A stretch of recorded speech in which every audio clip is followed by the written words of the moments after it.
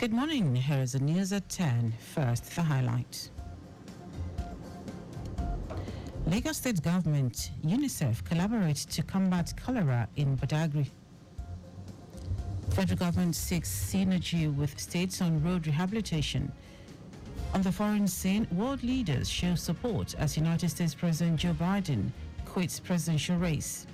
And in sport, Nigeria Cricket Federation prepares under-19 male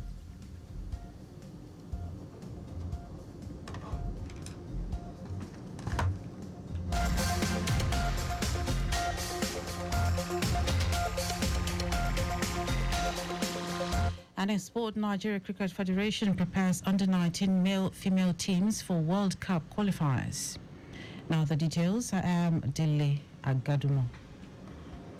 Lagos State Government, in collaboration with the United States Children's Fund, UNICEF, has intensified efforts to combat cholera through comprehensive meetings with community leaders aimed to raise awareness and promote preventive measures against the disease.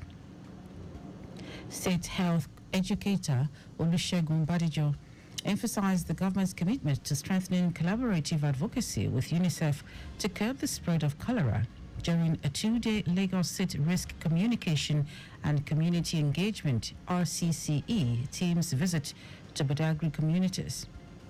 Badijo said the visit was to sensitize people with about the cholera outbreak in the state, with the aim to ensure that everyone takes precautionary measures to stay safe and protected. UNICEF's social and behavior change specialist Aderonke Akinwole commended the state's proactive efforts. And she added that UNICEF's collaboration with the state government aims to ensure that all communities are equipped to respond to and prevent the spread of cholera. The Lagos State Emergency Management Agency, LASEMA, says it has successfully and safely recovered a Toyota Hilux on the railway corridor at Ilupeju Bypass. Head Public Affairs Unit, LASEMA, Nosa Okumbo, in a statement said the recovered Toyota Hilux has been handed over to the DPO from Ilewedu Police Station with recovery operation concluded. Okumbo said investigations revealed that the Toyota Hilux with registration number ABJ632BC collided with an oncoming train as a result of reckless driving, which resulted in the Hilux upturning between the railway tracks. He said no casualties nor injuries were recorded due to the incident.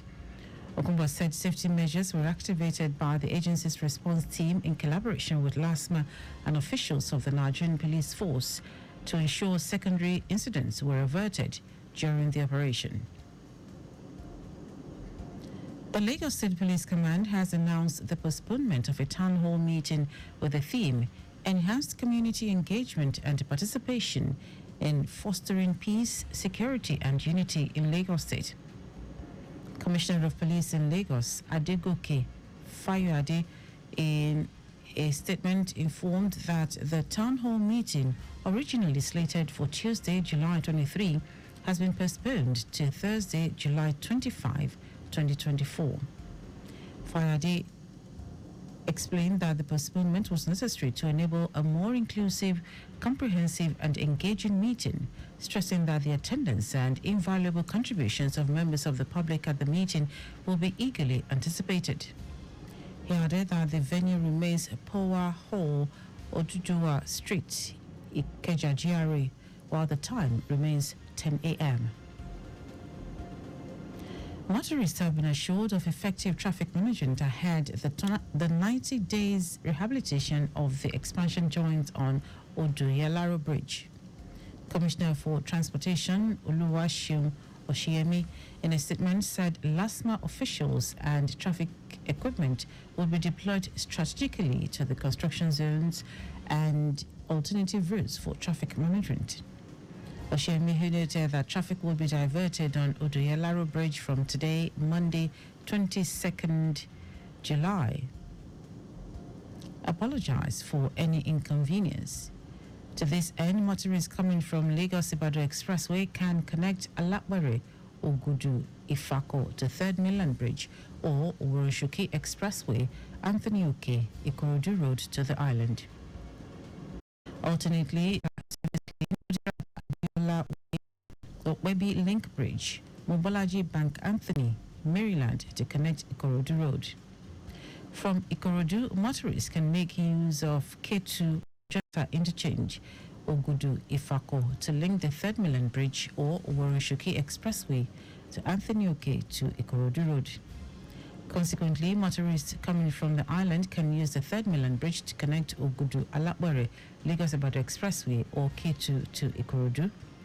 Also, coming from the island, motorists can use Eko Bridge, Fusha Williams Avenue, Obanikoro on Ikorodu Road, then divert to Batola on the service lane to Anthony Oke, Bagada Ifako Ogudu to link Lagos Ibadan Expressway or Ikorodu. Now to the rest of the stories. The federal government has emphasized the need for synergy between it and states in addressing road infrastructure challenges in the country. It said such cooperation would lead to quicker delivery of road projects and consequently catalyze local economic growth. Minister of Works David Umahi stated this while on a project tour of ongoing federal roads along the Aba axis of the Enugu-Port Harcourt Expressway in company of Abia State Governor Alex Oti. Umahi commended Oti for the harmony between Abia State and the federal government, which he noted has resulted in the facelift of major roads in the state.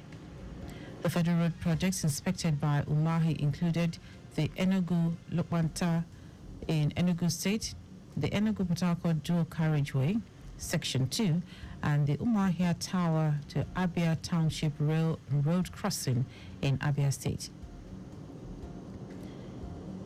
Federal civil servants have until July 31, 2024 to verify their identities on the portal of the Integrated Payroll and Personal Information System amidst the planned stoppage of salaries and sanctions for ghost workers. Reports say civil servants have been rushing to generate their taxpayers' identification number at the Federal Inland Revenue Services offices nationwide. Part of the requirement for verification of the TIN alongside the IPS number and salary account number. President Bola Tinubu had directed that all civil servants who are drawing salaries from the government after relocating abroad should be made to refund the money. The president also directed that the culprits, supervisors and department heads be punished for aiding and abetting the fraud while they were in charge. It will be recalled that following the president's directive, the Office of the Attorney General of the Federation had unveiled a portal for civil servants verification. The Nigerian Army has warned civilians against wearing the military camouflage, saying it remains illegal.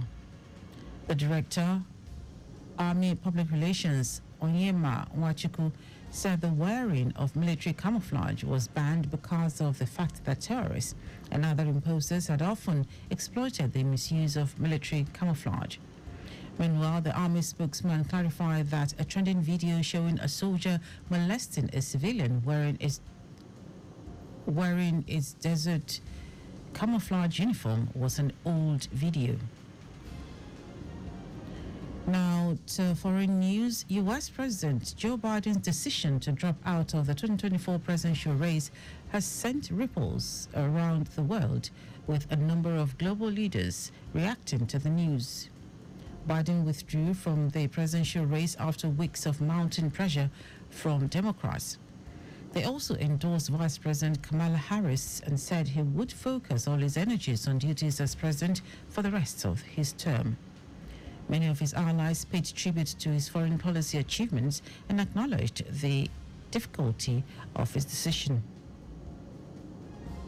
Now, sports.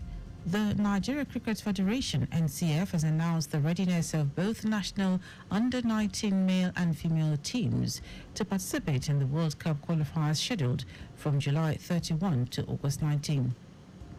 President of the Federation, Emeka Igwilo, who made this known, said the male team will begin quests to secure one of the two available tickets at the Under-19 Men's Cricket World Cup African Qualifiers Division 2. Iguila also stated that the board had reappointed Daniel Gim as the coach of the men's under-19 team, hoping he will leverage his experience to deliver results for the country. He said the senior men's national team will participate in a Division II World Cup qualifier to be hosted in Nigeria later in November.